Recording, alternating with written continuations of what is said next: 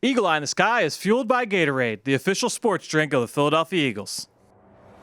Anything that move, I don't care who it is. Let's go. Give me everything you got. Play fast, play hard. Let's meet these boys tonight in their house. It's party time. It's party time. Here we go. Touchdown! You are listening to the Eagle Eye in the Sky podcast. Now here's your host, Fran Duffy. That's right, another week, and the NFL Draft has come and gone as the Eagle Eye in the Sky podcast, fueled by Gatorade, continues. I'm Fran Duffy, and we have got a great show for you here on episode number 174. And at the top of this week's show, we've got Chalk Talk, where I chat with my buddy Greg Cosell to recap what the Eagles did in the 2019 NFL Draft. And every year over the last few years, Greg and I have been able to just kind of sit back, put our feet up on day three, hit record on our podcast recorder and say, let's just talk. Let's just talk about the game, where the game's going, talk about the NFL Draft, what teams are doing, how they're building their rosters. Well, for the first time in a few years, Greg and I weren't together for draft weekend. So I thought, you know what? Let's still catch up with him. I want to hear his thoughts on how the Eagles did over the course of 3 days last week. So let's get to that chat now in Chalk Talk. Let's get down to business. It's time for Chalk Talk. Well, excited once again to catch up with my friend Greg Cosell from NFL Films. Greg, welcome back to Chalk Talk here on the Eagle Eye in the Sky podcast. And we're going to recap the draft a little bit. Like I said earlier, we didn't get a chance to spend the draft together this year. Usually we kind of post up on day three and record a show. But I thought let's get together. Let's kind of go through all five of these Eagles picks and even Hassan Ridgeway there on the back end of it. But let's start with Andre Dillard, a player that I know you were fascinated by coming out of Washington State, very athletic pass protector. What are your thoughts overall on Andre Dillard and how he can eventually evolve into this Eagles offense? Well, I was really pleased when I saw that the Eagles made the pick, and they traded up, correct? Yep, exactly. Yeah, I think they recognized that Jason Peters is obviously an older player, and whether he can make it through a season or not, that remains to be seen. But Andre Dillard, to me, is your classic NFL left tackle pass protector. He's got really good size. He's got light, quick feet for the position. He's an easy, natural mover. He plays with really good base and balance. A lot of people use the term he's a natural knee bender. He's a poised player. He's a composed player. Overall, Fran, I think that he's got the physical size, the build, and the athletic movement traits to be a very good left tackle in the NFL.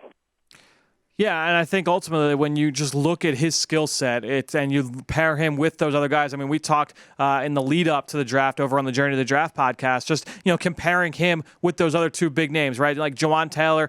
He was an easy translatable guy to right tackle. That's where he spent his career. Right. From a classical evaluation standpoint, he's your prototype, quote unquote, at right tackle. Jonah Williams. A lot of people question: is he a tackle? Is he a guard? Is he a center?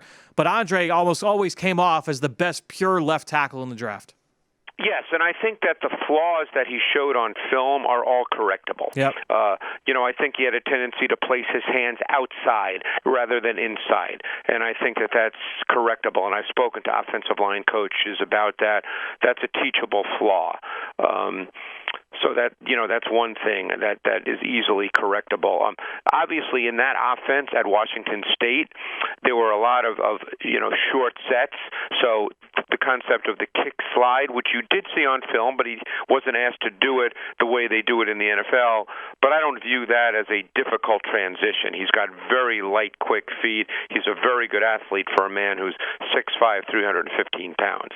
I'll tell you, the thing that really, got me excited too was just going back and watching a lot of the Senior Bowl film. After the selection going out, I know we're going to have Jeff Stoutland in for a breakdown, right? So I go through, I'm like, all right, let me go through all these Senior Bowl reps. And, you see reps from him down in Mobile in a three-point stance, executing a double team with his left guard and blowing a three technique 4 yards into the linebacker's lap. Like, that's the kind of stuff like, okay, he wasn't asked to do it at Washington State, but he showed the ability to do it in Mobile. And to me, that's one of those things, like everyone talked about the pass pro 101s and things like that.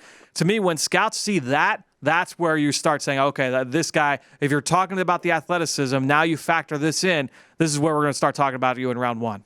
No question. And I think that just the athletic ability, the size.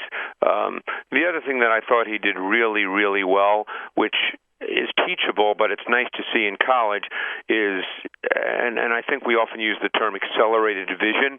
He had excellent recognition of stunts and games based on defensive front alignments, and he recognized things. So, that's something that you really like to see when you watch tape of an offensive lineman. Yeah, that was one of the things we broke down with Coach Stoutland. By the way, if you guys listening at home have not watched that breakdown that I did with Coach Stoutland, it was about 10 minutes, and first of all, Coach stole the show. And for 10 minutes brought just unbridled energy that you can't match, and was very, very enthusiastic about his plans for helping to develop Andre Dillard and what his skill set is. So I encourage you guys, if you're at home, you haven't listened to that or haven't watched it yet, go on PhiladelphiaEagles.com, go on the Eagles YouTube page, check that out. All right, Greg, let's get to the second-round pick, and a guy that I know as soon as they made the pick, you're one of the first people I thought of because I know you are very, very high on Myles Sanders out of Penn State. Well, to me, he was running back 2 in this draft class. Yep. And that was obviously behind Josh Jacobs, who I think is an outstanding talent. But I loved Myles Sanders. And I was fortunate enough to be in Nashville, which is why you and I were not together on this for this draft. But I thought Sanders he's got size, he's got the running and receiving traits to be a 3-down back.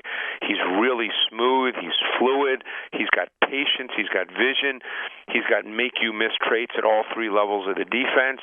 I think he's deceptively powerful to get the hard-earned yards. He's shifty, he's elusive. My sense, too, watching him, because he's really a one-year player, I think, Fran, he's just scratching the surface of what he can be. I mean, I think that this kid can be a really, really good back. And we know the way the Eagles use backs, it's not as if he's going to get 300 carries this year. Sure. And what was most fascinating to me, Greg, I talked with James Franklin on Saturday, myself and Amy Campbell for Eagles Draft Central, and talked with James Franklin. And one of the things he said was, we were hoping that he was going to come back, and our plan for him, we had a very developed plan to incorporate him more often into the passing game and use him in different ways as a receiver. And then later on in the conversation, he said, one of the biggest things of feedback that we got from coaches, from scouts, GMs, from everybody, whether it was our pro day, private workouts, the combine, was how natural he was at catching the football and running routes and doing all those things. To me, that's the thing where now you're taking it to the next level with Myles Sanders in terms of what his value can be to an offense. Yeah, there were snaps in college where he was detached from the formation. I thought he showed good hands with the ability to make catches away from his frame. There was nothing, even though the sample size was not large, Fran, I don't think there was anything you saw just on tape study. Again, James Franklin knows more than we do because he's with him in practice every day, but there was nothing on tape in games that made you feel that he couldn't be a meaningful quality receiver as a back. So then taking that now back to the Eagles and just think about how they like to play and some of the things they like to do. You think about it from a tempo standpoint when the Eagles try and go hurry up. And I'm thinking, okay, they go hurry up in 12 personnel with 2 tight ends in the field, Zach Ertz and Dallas Goedert. You've got 2 receivers on the outside. We'll pick and choose who those wideouts are. But then you have a Myles Sanders in the fold who, he could hurt you running the ball if you want to line up in a tight formation, but also give you that versatility to be able to line up in the slot, line up out wide, and do some different things. That's the thing that really, really gets me allured to a guy like Myles Sanders in this offense. And I agree, and it'll be very interesting, and I don't think you or I know the answer to this as we're doing this today on May 1st. We don't know how Doug Peterson and the offensive staff will see the deployment of Jordan Howard, Myles Sanders, Corey Clement. We don't know how they'll see that. Yep. But the point is whether they felt like they wanted Sanders or they really had him rated highly and he was sitting there and they said, hey, we have to take this guy no matter what. We don't know exactly how all that will play out over time.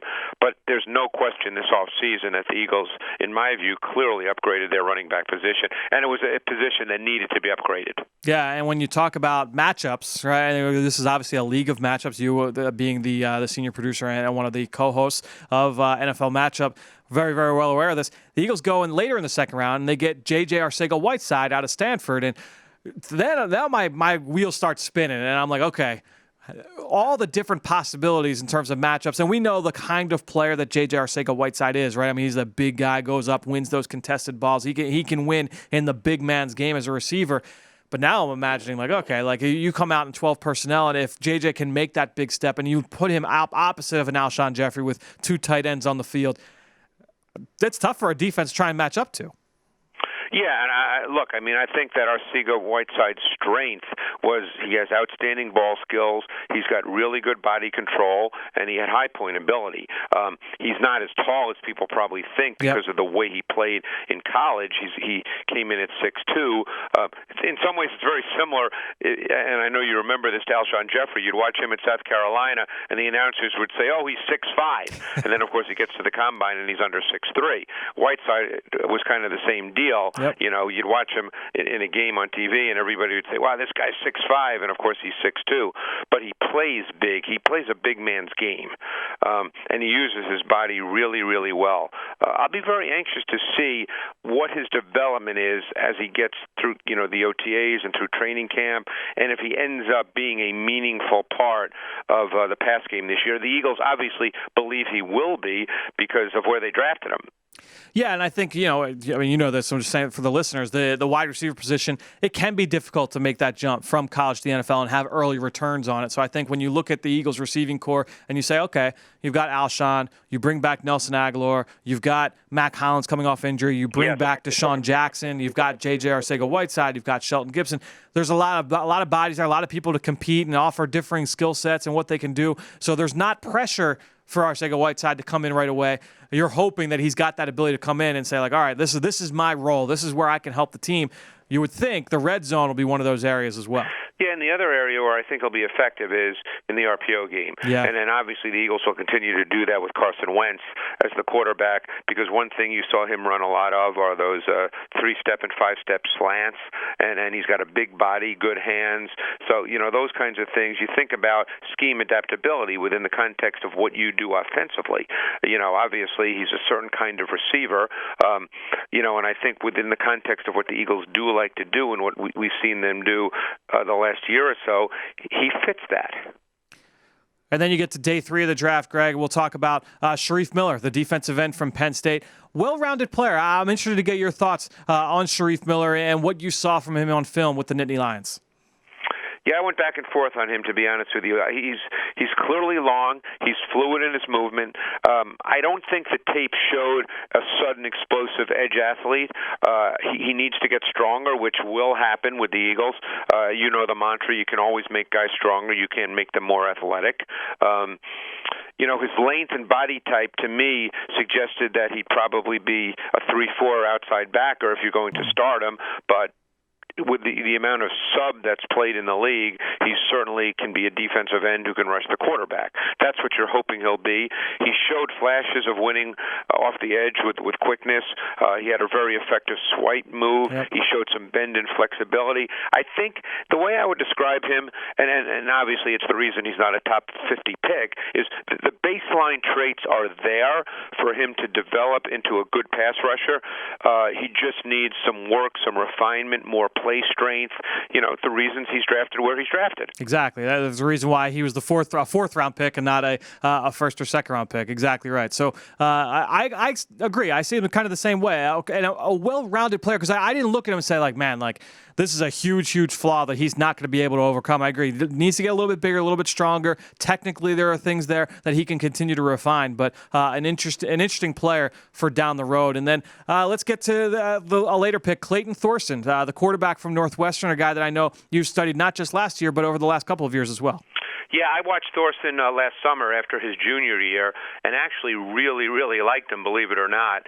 And I thought that his senior, now he had that major injury. I mean, keep in mind that he got hurt in the bowl game, and it was a very major injury. So I didn't think he played as well in 2018 as he did in 2017, because I thought watching his 2017 tape, I thought he reminded me of a bigger Mitchell Trubisky. Interesting. But he didn't play that way in 2018. Of course, I didn't necessarily think Trubisky was the second pick in the draft, but that's irrelevant. He definitely remains a tools prospect. Now, I wouldn't say he's got a big arm, but he certainly has a strong enough arm.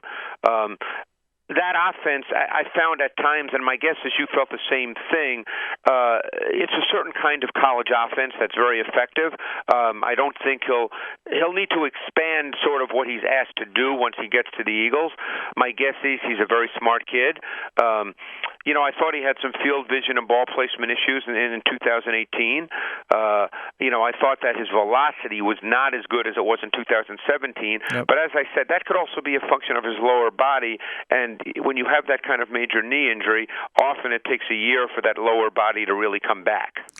And when you're around him, Greg, the resemblance in terms of the way he just composed himself, very, very similar to Carson Wentz and to Nate Sudfeld. So you can see how the Eagles coaches met with them and say yeah, this guy's going to fit right in that quarterback room. How much that means. I'm not surprised by that at all. Yeah. I mean, but so I think that look again. He's drafted where he was for a reason. If he had a phenomenal 2018 and was, considered a high-level prospect, then he wouldn't have gone where he did. But I think that there's, to use the term, he's toolsy. He's got traits. And he's obviously, look, Carson Wentz is the starting quarterback. That's not even a question. Yep. And Carson Wentz has special talent. Carson Wentz could end up being a top 3 quarterback in the league this year if all goes well. And you and I both know that the coaching staff really likes Sudfeld, who's been in this system. So Thorson is your number 3, but he's got traits. And then lastly, the Eagles in the 7th round. And I don't expect you to have your notes right in front of you on Hassan Ridgeway coming out of Texas back in 2016. But he's been with the Colts now for a few years. And this was a guy, I know if I remember right, you and I were both equally intrigued by him. I'm going to read my notes on him coming out of Texas up in the next segment. But I want to just get your thoughts overall on any memories you may have on how you felt about Hassan Ridgeway back a few years ago. Yeah, I'm seeing if I can find my notes on Hassan Ridgeway because I liked him coming out of Texas. I thought that he clearly had 3 technique ability. Yep.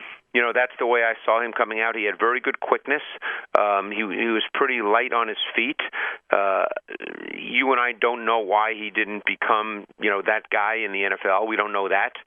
But I thought he had a chance to be a good player, and it didn't quite work out, and that's the reason he's now on the Eagles. But there's traits there to work with. There's no question about that in my view. So now it's just a matter of whether the Eagles can pull those traits out of him, and he can become part of a rotation. Obviously, they didn't get him to play 70 snaps a game or 65 snaps a game, so we'll see. But I remember liking him, I think more than others when he came out of Texas. Yeah, and a guy that you get for a 7th-round pick at the end of the day. So a very interesting investment that could pay good dividends for the Eagles in the 2019 season. Well, Greg, we'll let you get back. I'm sure you're right in the throes of your post-draft process here, but really appreciate the time here, as always, on Chalk Talk on the Eagle Eye in the Sky podcast, fueled by Gatorade. Great stuff from Greg, and you can follow him on Twitter just like I do, at Greg Cosell. And while you're at it, I'm at FDuffy3. That's where I post all the podcasts I'm a part of and all of our X's and O's content that we produce over at PhiladelphiaEagles.com. And you know how much I appreciate everybody that promotes this podcast on social media. And that is the one way to support the show. But the best way, the number one way, is to go into Apple Podcasts or Stitcher, wherever you listen to our shows, leave us a rating, leave us a comment, and you'll get here on the show. It's the best way to get on the program each week. And I am a couple weeks behind on updating you on some of these questions, so I figured I'd try and catch up best way I can. Here's one. BReed83 left a 5-star comment and a review saying how they're a new listener and how much they love the show. Thank you for joining us, B. Reed. Shane B118 left a review and a question about safeties in the NFL draft. Shane, sorry I missed your question leading up to the draft, but I do appreciate you leaving the review, and I agree with your evaluations, by the way, on Chauncey Gardner-Johnson and Juan Thornhill. I thought you summed both of them up very, very well. Joe Rogers left a review saying how he's new to the show and he listens every week now instead of listening to Sports Talk Radio. I appreciate that, Joe. So let me answer your question about the Eagles running backs, and here's Joe's question. What do you think the Eagles depth chart will look like for running back when September comes around? And I think really, Joe, the question is, how do you define a starting running back? How do you define who's number one? Obviously, it could be whoever's out there for the first snap. But if you look at some of the top backfields in the NFL last year, you look at New Orleans with what they had with Alvin Kamara and Mark Ingram. You look at Chicago, they had Jordan Howard and Tariq Cohen. It's a package league. It's a matchup league. So teams are going to try and find ways to use all the weapons at their disposal. So how the depth chart looks, I think that's going to be a little bit fluid. But ultimately, you look at this roster, and it's a pretty good group of running backs. I mean, you've got Jordan Howard, Myles Sanders, Corey Clement, all right, you figure are probably the top three guys. You have Wendell Smallwood, Josh Adams, Donnell Pumphrey, and then Boston Scott. And don't forget about Boston Scott, by the way, the team the player that the team signed off waivers in the middle of last year. He really stood out to me during the preseason last year with New Orleans. Explosive kid, has a little bit of juice. So I think when you're talking about this group as a whole, it's going to be very, very interesting to see how they look this spring and then this summer in training camp. It's going to be a very competitive battle. I think all these guys are going to try and fight for a roster spot. So ultimately what it's going to come down to is if you're not one of those top three players, what else can you do for us? Can you be a great pass protector? Can you catch the ball out of the backfield? Can you be a factor on special teams, whether that's as a returner or as a core four guy, as a coverage player or as a blocker on special teams? So all those things are going to come into play in terms of how these guys fit in the depth chart, how they fit on the 53-man roster, if they're able to be active on game day. All those things will come into play when you're talking about building that 53-man roster at the end of the summer. So thank you to Joe, Shane, B. Reed, and all of you out there for your continued support, and the rest of you for watching and listening to all of our podcast offerings on PhiladelphiaEagles.com. All right, let's keep this show going. Earlier, I told you we would dive into my notes on Hassan Ridgeway, the defensive tackle that the Eagles traded for in the 7th round of the 2019 draft. Let's get to that right now in Scouting Report. Dim those lights. We're headed to the film room for the Scouting Report.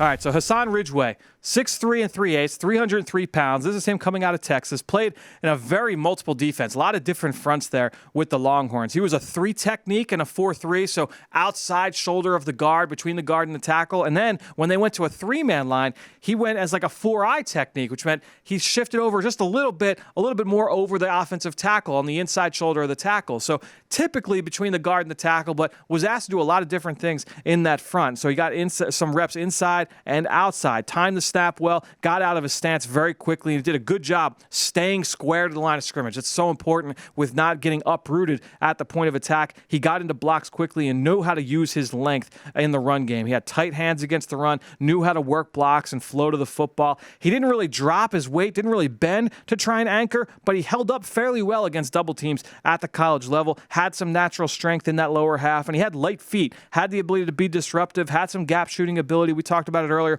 with Greg. As a pass rusher, I thought he showed really good flashes and had a wide variety of moves that he would try and work in here. Pretty good bull rush, pretty good hand swipe, an arm over move, a rip move, an inside counter move, a swim move, a long arm. I mean, a lot of different tools at his disposal there in terms of getting after the quarterback. And he was always trying to disrupt passing lanes as well, getting those arms up after beating the offensive lineman. Played with a solid motor, showed some urgency, and tried to make plays outside the numbers early in games, but he did tend to wear down a little bit, and that was a little bit of a question. Was conditioning an issue? He played in a very heavy rotation with the Longhorns, played a little bit high at times, and wasn't naturally powerful, wasn't a guy that consistently collapsed the pocket as a pass rusher. So, and who's also, I talked about, he showed flashes as a pass rusher. You wanted to see a more consistent plan of attack, more consistent pass rush plan. So those were the questions for him coming out of Texas. But overall, this was a guy, and like I said earlier with Greg, I was very, very intrigued with Hassan Ridgeway, both scheme and position versatility. I wrote down maybe a better a better pro than college player. And while he may not ever be an annual Pro Bowl talent,